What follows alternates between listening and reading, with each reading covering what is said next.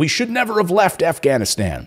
We should stay there for many more years. How no one saw this coming, this disaster. No one saw this coming, right? We couldn't figure this out. Even General Milley, who came out, said, we didn't plan for this. We didn't see this coming. We just didn't anticipate it. We didn't know about it.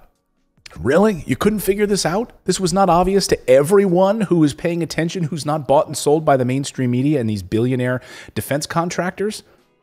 The whole reason that the Afghanistan war was a total success.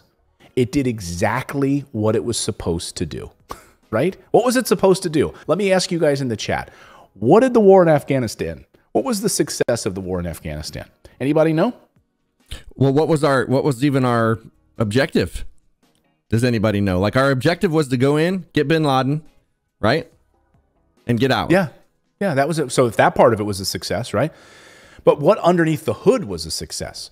The whole purpose of the Afghanistan war was to funnel trillions of dollars to the military-industrial complex, wasn't it? That was their whole plan all along.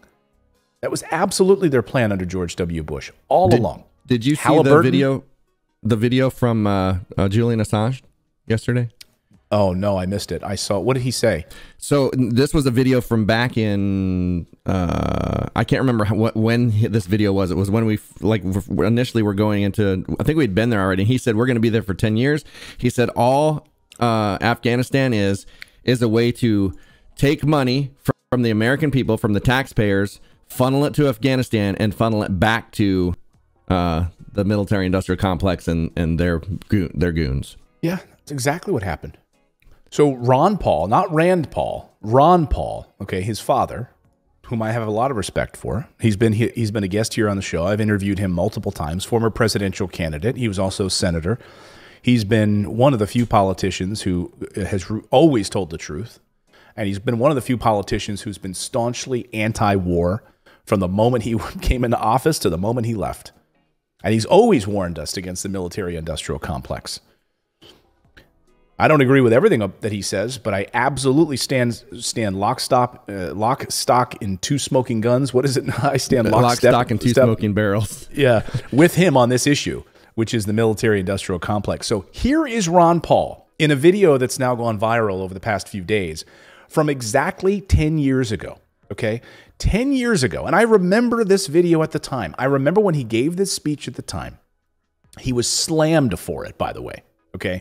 10 years ago, on the floor of the Senate, giving this speech about Afghanistan and how I guess no one could see it coming, but he could absolutely see it coming.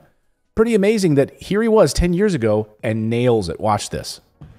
I thank the gentleman, and Mr. Speaker, I ask unanimous consent to revise and extend my remarks. Without objection, the gentleman is recognized. The question we're facing today is, should we leave Afghanistan? I think the answer is very clear, and it's not complicated. Of course, we should, as soon as we can. This suggests that we can leave by the end of the year. If we don't, we'll be there for another decade, would be my prediction. The American people are now with us. A group of us here in the Congress, bipartisan group, for nearly a decade have been talking about this, arguing not to expand the war, not to be over there, not to be a nation building, and the American people didn't pay much attention. Now they are. The large majority of the American people now say it's time to get out of Afghanistan. It's a fruitless venture. Too much has been lost. The chance of winning, since we don't even know what we're going to win, doesn't exist. So they are tired of it. Financially, there's a good reason to come home as well. Some argue we have to be there because if we leave under these circumstances, we'll lose face. It will look embarrassing to leave. So how many more men and women have to die? How many more dollars have to be spent to save face? That is one of the worst arguments possible. That's just like Vietnam, isn't it? Mm-hmm. Right? We can't go through this embarrassment. So we'll just continue this. I mean, well after we know that we're losing, well after we know that it's unwinnable. We're just going to continue so we save face. We're not there under legal conditions. This is a war. Who says it isn't a war? Everybody talks about the Afghan war. Was the war declared? Of course not. It wasn't declared. There was a resolution passed that said that the president at that time, under the emergency of 9/11, could go and deal with al-Qaeda, those who dealt and brought upon the 9/11 bombings. But al-Qaeda is not there anymore, so we're fighting the Taliban. The Taliban used to be our allies at one time when the Soviets were there. Yeah, we funded them. We armed them, right? The weapons that the Taliban had, we provided to them.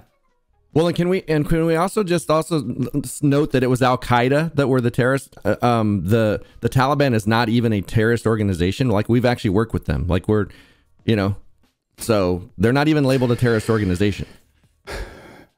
Right. We went after Al-Qaeda, which was being harbored inside of Afghanistan. Like, that's where they were. We rooted them out. We got rid of them, right? We killed Osama bin Laden.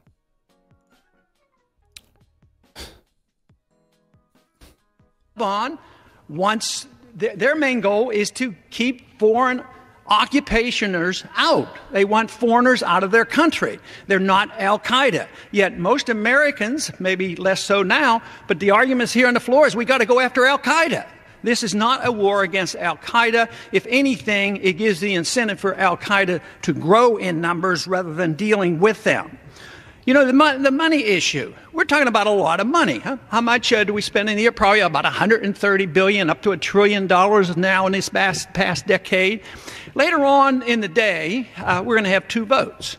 We're going to have a vote on doing something sensible, making sense out of our foreign policy, bringing our troops home, and saving hundreds of billions of dollars. And then we also will have a vote against NPR to cut the funding of NPR.